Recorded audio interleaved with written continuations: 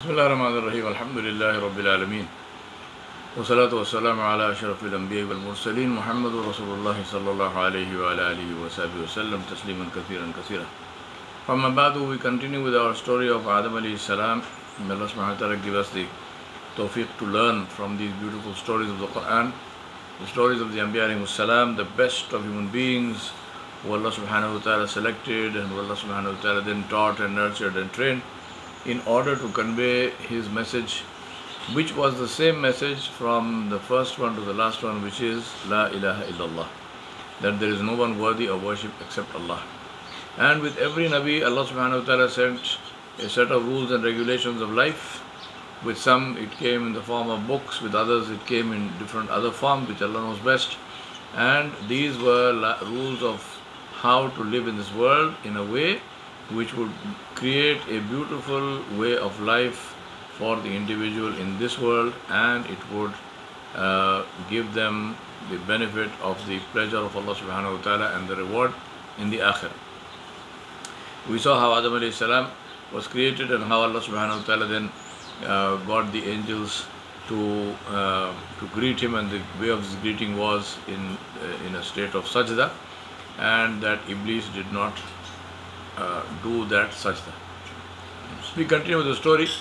Allah subhanahu wa ta'ala said, A'udhu billahi minash shaitanir rajim, Bismillahir Rahmanir Rahim. In Surah Al-A'raf, Allah subhanahu wa ta'ala said, وَيَا آدَمُ اسْكُنْ أَنْتَ وَزَوْجُكَ الْجَنَّةَ فَكُلَا مِنْ حَيْثُ شِئْتُمَا وَلَا تَقْرَبَا هَذِهِ الشَّجَرَةَ فَتَكُونَ مِنَ الظَّالِمِينَ فوسوس لهما الشيطان ليبدي لهما ما وري عنهما من سوآتهما وقال ما نهاكم ربكم عن هذه الشجرة إلا أن تكون ملكين أو تكون من الخالدين وقاسمهما إني لكما لمن الناصحين فدلهما بغرور فلما ذاقا الشجرة بدت لهما سواتهما وتفيقا يخصفان عليهما من ورق الجنة وناداهما ربهما ألم أنهاكما عن تلكما الشجرة وأقل لكما إن الشيطان لكما عدو مبين قال ربنا ظلمنا أنفسنا وإن لم تغفر لنا وترحمنا لنكونن من الخاسرين قال احبطوا بعضكم لبعض عدو ولكم في الأرض مستقر ومتاع إلى حين. Allah subhanahu wa ta'ala says and describes the situation. Allah subhanahu wa ta'ala said, and Allah subhanahu wa ta'ala said, and O Adam, dwell, go, stay, live, you and your wife in Jannah. The important thing here, one of the important things that I want to mention to you is that in the Quran, Allah subhanahu wa ta'ala has, wherever it refers to a man and a woman, Allah subhanahu wa ta'ala has mentioned both of them separately. Allah subhanahu wa ta'ala, for example, in this, you will see this in the case of Adam alayhi salam in more than one instance. For example, Allah subhanahu wa ta'ala did not club the two as one. Allah subhanahu wa ta'ala honored and recognized the woman as an individual entity in his kalam. It's very important because this is one of the very common negative comments that are made about Islam. They say Islam does not give women their rights, which is the complete opposite of what Islam gives. What happens in many Muslim societies is that the men, and this is the result of toxic masculinity, which is there in all societies, not only in Muslim societies. Women get a subordinate and an inferior position in all societies.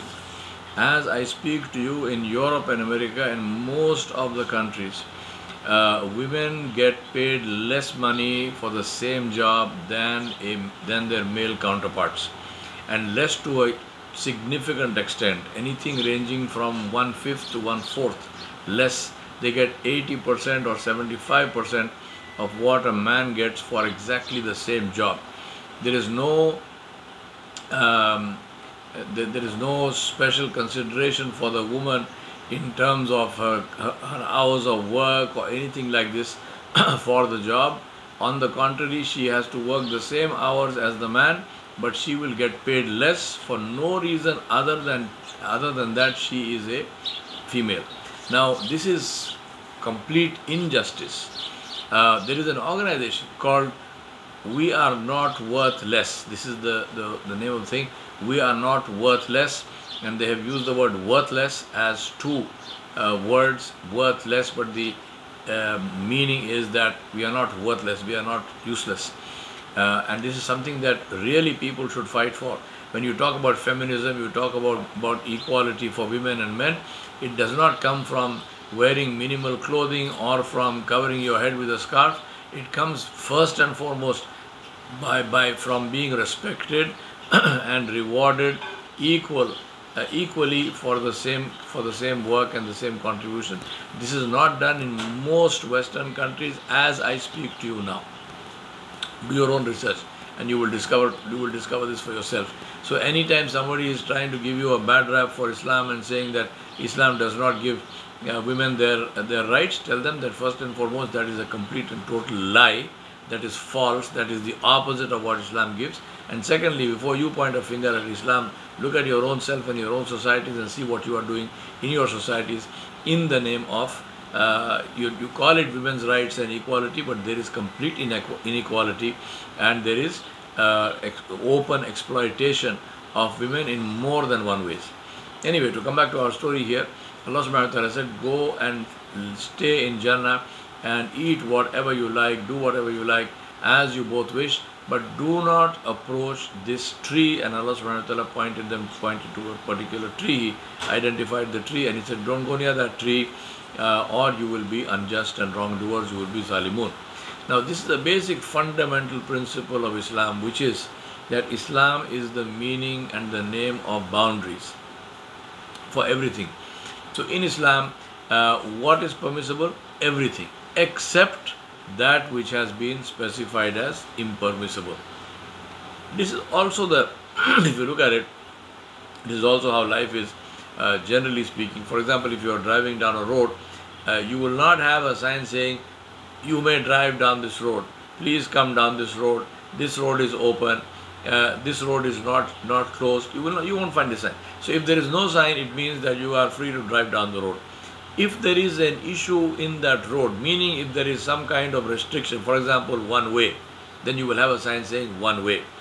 Or you will have a sign, if on a highway, you will have a sign saying wrong way, meaning that if you are on that road, then you are in the wrong lane, and you are in the wrong way, and you're going to meet traffic coming the other way around, which is, for the most part, it probably means that you have a few minutes more to live.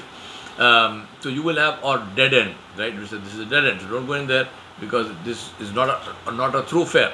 So boundaries and restrictions are posted. What is open is not posted, because it's understood that everything is open except that which is posted as a boundary, right? Or no right turn, or no right turn on red. So if there is no sign there, if there is a red light, we can in America you can take a right turn because there is no sign. But if there is a sign saying no right turn on red, then you have to stop. So the same principle in Islam. What can you do? You can do anything except that which is prohibited.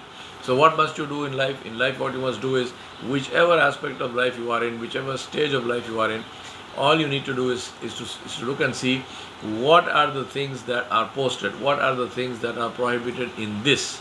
Leave that alone, rest of it is yours. For example, if I'm in business, what do I need to say? Well, can I open a shop? Can I open a takeaway, supposing it's a food restaurant? Can I open a takeaway? Can I open a sit-down business? Can I open this? You have to see what is prohibited. And what is prohibited is to deal in, number one, to start the business, to deal with interest is prohibited. Number two, in the business, to buy or sell or serve anything which is prohibited. For example, pork and pork products, non-halal products, alcohol, and things like this. So as long as you're not doing that, whether to have a sit-down restaurant or whether to have a takeaway and so on, absolutely no problem. You don't have to ask anybody anything. What is prohibited? So if we know the prohibitions, then the rest of it is good. And this is the message that is being taught to Adam alayhi salam and his wife, our mother Hawa alayhi salam, to say that this whole Jannah, everything is free. Go eat what you want, go, do what you like, enjoy yourself, whatever it is there, except this one thing. And again, another message here is the prohibitions are always small. The prohibitions are always minimal. The vast majority of things are free. So this is why sometimes people say, oh, this is so difficult. What is difficult? People say Islam is difficult. How is it difficult? Out of 100 things, 2 are prohibited. 98 things you can do, but you must go behind those 2 things, right? And you must complain about that. So this is unfortunately, this is human nature, and we will see that this is the nature which came to us from our own ancestor, the first human being to be created, Adam alayhi salam, and his wife Hawa alayhi salam. But anyway, this is the burden we bear. So Allah subhanahu wa ta'ala said, don't go near that tree. Then shaitan made waswasa, whispered suggestions to them in order to uncover that which was hidden from them of their private parts before. Anyway, that is the whole story of it. But the long and short of it is that shaitan whispered to them. This is the first lesson here is prohibitions. Stay away from prohibitions. Prohibitions are minimal, they are few. Permissions are everything else. Permissions are many. Enjoy your life, have a good time, but stay away from what Allah has prohibited. Second thing is, what does shaitan do? That is another thing which we sometimes we feel intimidated. We feel that shaitan is forcing us. Please understand this, shaitan does not force. Shaitan has no power to force. Allah has not given shaitan any power to force. The only thing that shaitan does is, shaitan is a master persuader. He whispers, he puts suggestions and thoughts in your mind, and then our mind works on it. It's our own nafs, it's our own desires which work on it, and they take us down the wrong path. So don't blame shaitan. That's the reason why Allah subhanahu wa ta'ala said on the day of judgment, shaitan will say very clearly, فَلَا تَلُومُونِي وَلُومُوا أَنفُسَكُمْ. This is in Surah Ibrahim. Shaitan will say, don't send lanat on me, don't curse me, curse yourself, because I only suggested to you. I only whispered in your ear, why don't you do this, why don't you do that, why don't you go, your life is difficult and so on, go and take this potion, drink this, eat that, hang this thing around your neck, wear this ring, this stone will bring you good luck, or tie this thing on your arm and this will get you good luck, or go to this grave, that grave, worship here, worship there, ask this person in this grave to help you, make dua to somebody who is dead, and na'udhu all of this kind of stuff is what shaitan does, right?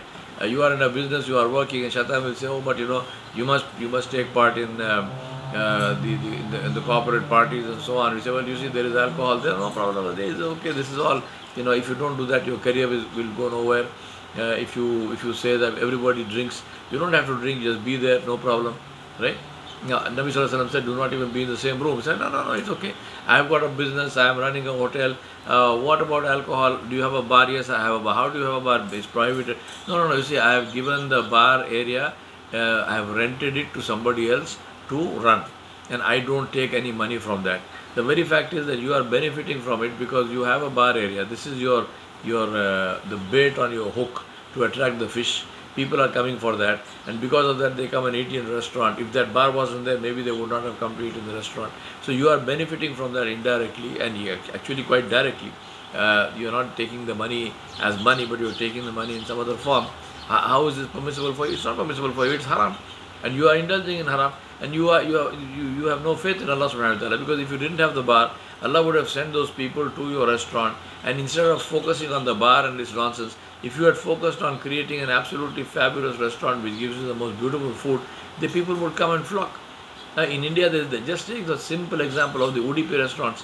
Take the example of the vegetarian restaurants which serve fast food, right? Idli, dosa and whatnot. There is no bar, there is no alcohol, there is none of those things in those restaurants, and they are jam-packed day and night. How? Because people come for that food.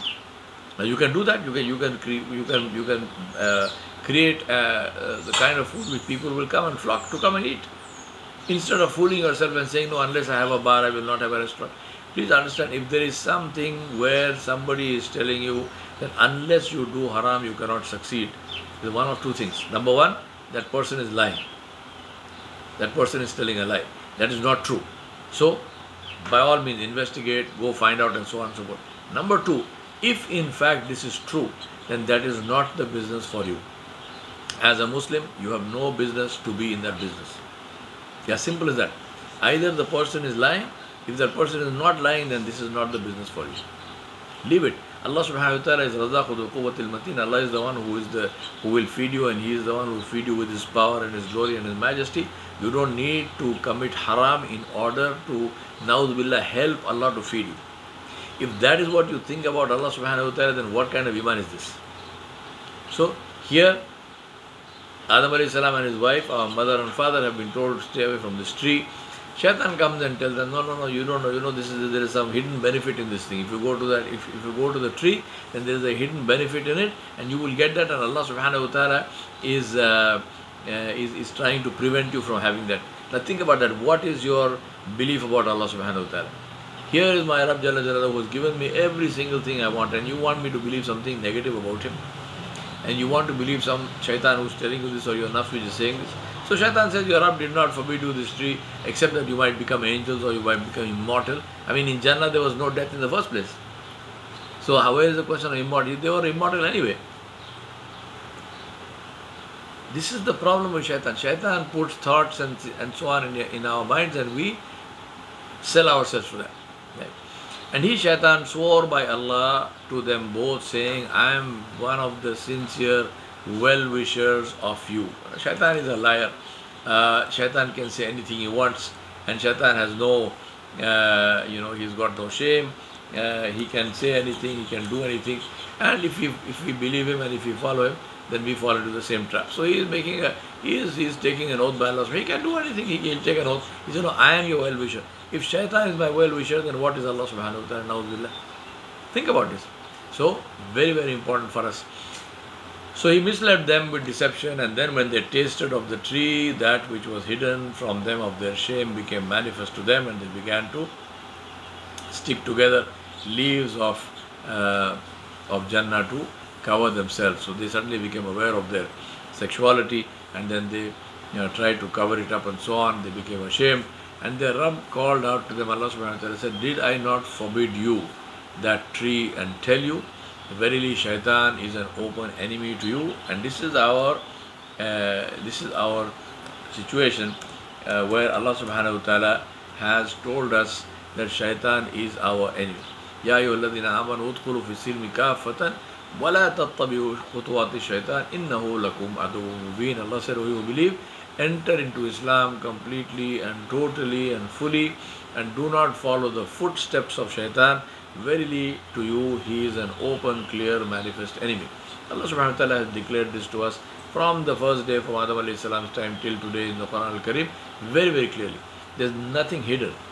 Nobody can think or imagine that shaitan is a friend. If somebody thinks that shaitan is a friend, that shaitan can give good advice, then this person is, we have to seriously question our own iman and say, is this my iman? Is this my belief? How do I believe that shaitan is a friend when Allah said he is an enemy? Allah said, oh, you believe, enter into Islam completely and totally, don't follow the footsteps. What is the meaning of footsteps? Just think about this. If a person is standing in front of you, right? If say for example, John is standing here, will you say don't follow in the footsteps of John? No, you will say don't follow John. Don't go with John. Right? Because he's there. Here, what is Allah subhanahu wa ta'ala saying? Allah is saying don't follow the footsteps. Meaning, shaitan has no power over you. He is only showing you a path. He has gone down the path. Those footsteps are there. He is not even there. Now, therefore, what does it mean? It means that if I now go down the path, whose responsibility is it? It's 100% totally my responsibility. I chose to follow the footsteps of shaitan. And especially after Allah subhanahu wa ta'ala had warned me and said, do not follow the footsteps. I choose to follow the footsteps. I choose to go in those footsteps. What does it say about me and my iman? Right? So really, let us examine and think about this very, very clearly. And that's the reason why shaitan says, it's not my fault. I just walked. My footsteps were there. You chose to follow them. Although he would have whispered in your ear, and we follow what he said, but this is what he will say. So, He said, Shaitan is an open enemy to you. Then they said, and this is the mercy of Allah subhanahu wa ta'ala. Allah subhanahu wa ta'ala inspires them, Allah subhanahu wa ta'ala puts in their heart. They said, our Rabb, we have wronged ourselves. If you do not forgive us, and if you do not bestow on us your mercy, surely we will be among the losers.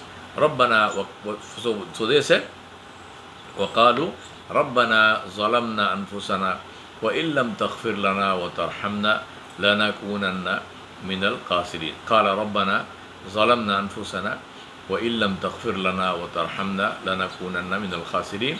They said, O our Rabb, if we have wronged ourselves, they accepted their mistake, and they said, if you don't forgive us and if you do not bestow on us your mercy, we will certainly be of the losers. Now, on this particular thing, I want to mention one thing. This is what Allah is telling. Allah subhanahu wa ta'ala is saying specifically, this is what happened. Now, if somebody tells you this waqia, this incident is narrated by different people in different ways, and they add things into it, and they say that Adam alayhi salam asked this in the name of so and so and whatnot. Please, anyone who tells you something which is different from what the Quran has said is speaking against the Quran. So don't follow that. Allah told us what happened, and Allah said, they said this. That's it, period. And how did they say that? Because Allah subhanahu wa ta'ala inspired them to say that. This is the mercy of Allah subhanahu wa ta'ala. So Allah subhanahu wa ta'ala is saying, they said, oh Allah, we have wronged ourselves. So first lesson we learn is what?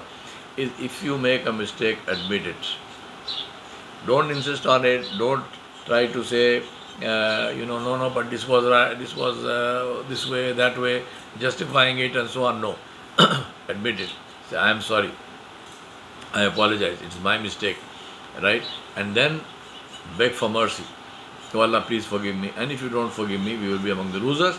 This is a beautiful lesson that we learn from our mother and father, Adam alayhi salam and Hawa alayhi salam.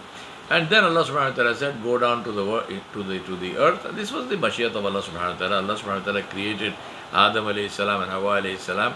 Because even before He created them, Allah subhanahu wa ta'ala told the angels, I am going to send Inni ja'ilun fil ardi khalifa. Allah did not say Inni ja'ilun fil jannati khalifa. Allah said, I am going to send on the earth my khalifa. So this was the intention of Allah subhanahu wa ta'ala.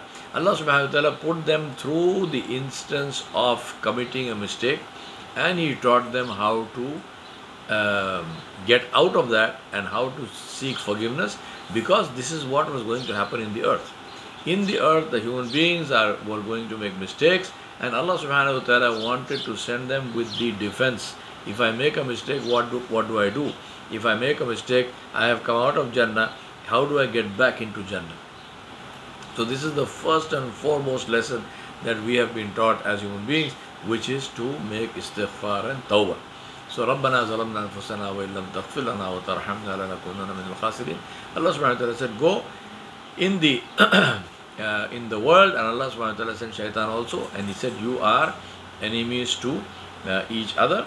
And so now this is of course clear to Adam alayhi salam and Hawa alayhi salam, because they have had the taste of shaitan's deception, and on earth will be a dwelling place for you and enjoyment for a time. And that's the other thing to understand, that we are not in this world forever. We are here for a time, and after that time we have to go back to Jannah. Now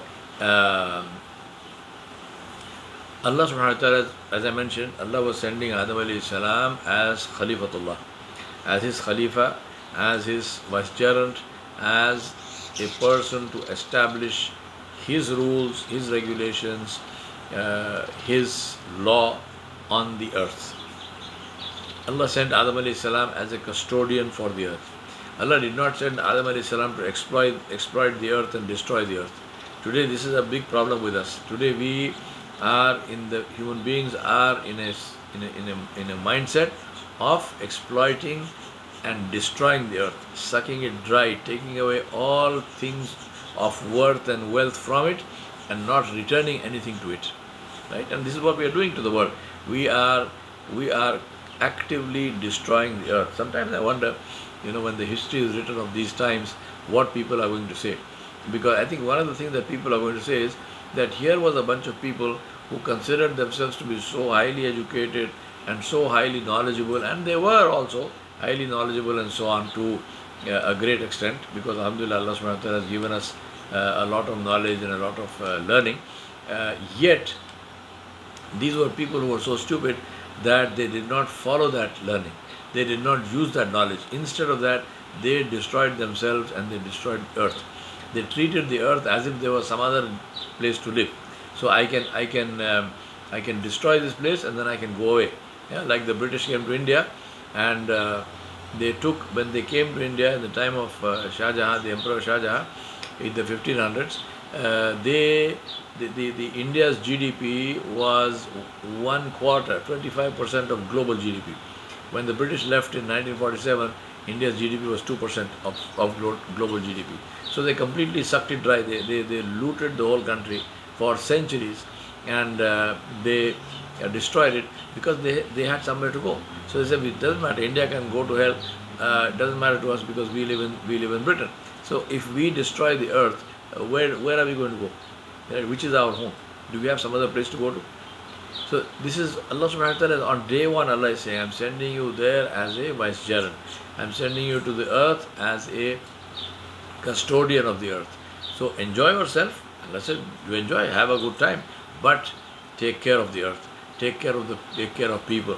Follow Allah subhanahu wa ta'ala's laws, because the purpose of the laws of Allah subhanahu wa ta'ala is to benefit us. It is not to benefit Allah, because Allah subhanahu wa ta'ala is above all harm, all benefit. Nobody can harm Allah, nobody can benefit Allah. Allah subhanahu wa ta'ala is above all that. So Allah subhanahu wa ta'ala says, go there, live there, and enjoy yourself, and take care of the place. Right? Take care of the place, and it is a dwelling place for you. Take care of the place, and remember that one day you have to come back here. And here is where, inshallah, here is Jannah. So our real home is Jannah. How do we get back to Jannah? That is the first and most important lesson which was taught. رَبَّنَا ظَلَمْنَا أَنفُسَنَا وَإِن لَمْ تَغْفِرْ لَنَا وَتَرْحَمْنَا لَنَكُونَنَّ مِنَ الْخَاسِرِينَ. How do I get back to Jannah? By istighfar and tawbah. By seeking pardon with Allah subhanahu wa ta'ala. By apologizing to Allah subhanahu wa ta'ala. By begging Allah subhanahu wa ta'ala for His mercy. This is how we get back to Jannah. Right? Really seriously think about this, my brothers and sisters, that we are not here forever. So what sense does it make that we come into this world, we know this life is temporary, we know that we have to leave this life and go, and yet in this life, instead of doing what will make my return good, instead of doing what will help me to live in a beautiful way here and to get the reward of Allah subhanahu wa ta'ala, knowingly, deliberately, I destroy myself in this world, and I also destroy my akhirah. Because remember, the two are linked. The two are linked. Right? It's not one or the other. The two are linked. When Firaun destroyed himself in this world, when he disobeyed Allah here, then his akhirah also got destroyed. Right? Firaun will be in Jahannam because of what he did in this world. Right? Qarun did whatever he did in this life.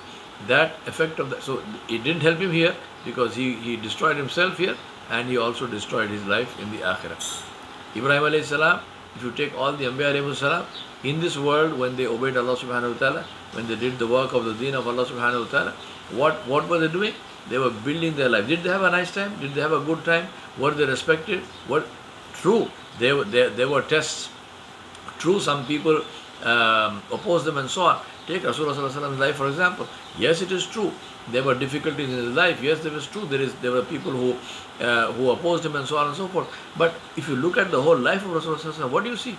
You see the life of somebody who was so enormously popular, somebody who was so enormously beloved, somebody who people literally sort of, they were willing to sacrifice their life for him. The way they addressed him, they said, Ya Rasulullah, may my mother and father be sacrificed on you. What are you seeing here? You're seeing somebody who had a very beautiful life.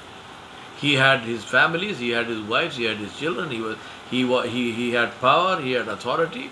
Right? He had friends like you won't imagine, not our Facebook friends. He had real friends who were real people, human beings. And then he created this beautiful environment, and then Allah subhanahu wa ta'ala caused him to be remembered and honored, and this will inshallah be there until the day of judgment. We're talking about this world. I'm not talking about the akhirah. The akhirah, the position of Rasulullah in the akhirah, inshallah we will see. Maqam Mahmud, Al-Hawd Al-Kawthar, Jannat Al-Firdaus Al-A'la. Right? So that's a different thing. But here in this world itself, what are you seeing? Are you seeing somebody who was struggling and really had a bad time? No. You're looking at somebody who had a beautiful life. This is the beauty of Islam. If you follow Islam, then you have a beautiful life in this world and you have a beautiful life in the next world. And this is the message we are getting right from day one, from the life of Adam alayhi salam. We ask Allah subhanahu wa ta'ala to help us to understand this and to live our lives in a way which pleases Allah subhanahu wa ta'ala, and to we ask Allah to keep us like that, and we ask Allah to take us in that state when He is pleased with us. Wa sallallahu ala nabiyil kareem wa ala alihi wa sahbihi ajma'in bi rahmatika ya arhamar rahimin. Assalamu alaikum wa rahmatullahi wa barakatuh.